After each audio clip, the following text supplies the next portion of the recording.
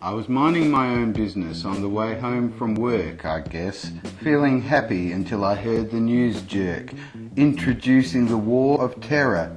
Sombre voices chimed in each half hour, repeating fact and error, flashing images of smouldering towers.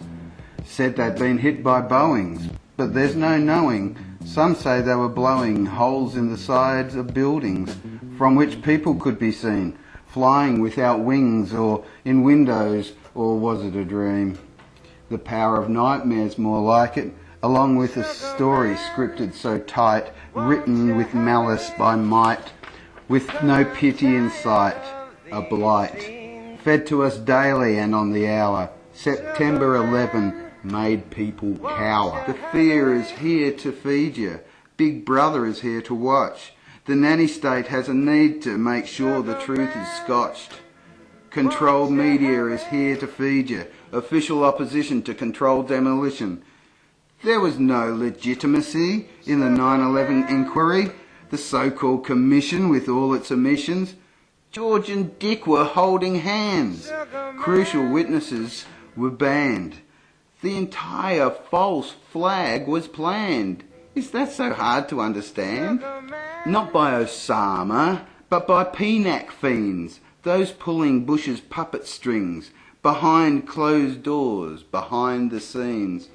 Moneyed monsters control everything.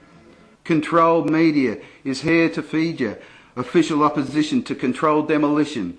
They trot out their lies on every half hour. Made up girls and guys, agents in disguise, bringers of the sweet and sour. The terror telethon, courtesy of the Pentagon.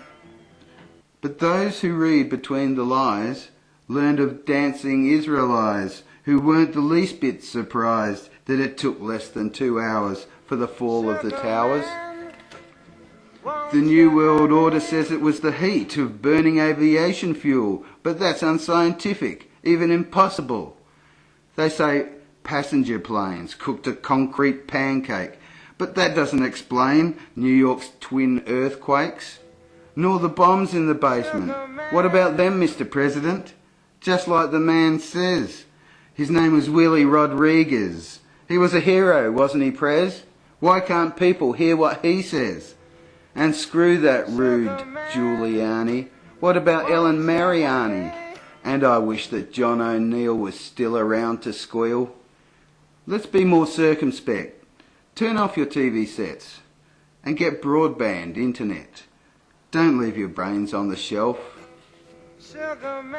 You can educate yourself. Let's pick up the ball we dropped so long ago. Listen to truth's call and make yourself know. It took less than an hour for that South Twin Tower to collapse to the ground. Read what's been found. You'll think differently of power. It'll take less than an hour, just like that tower. It burnt for less than 1 hour. You owe it to the fallen, man.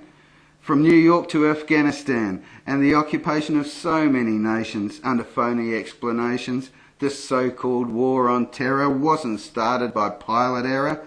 Where are the DNA samples? Really, there should have been ample.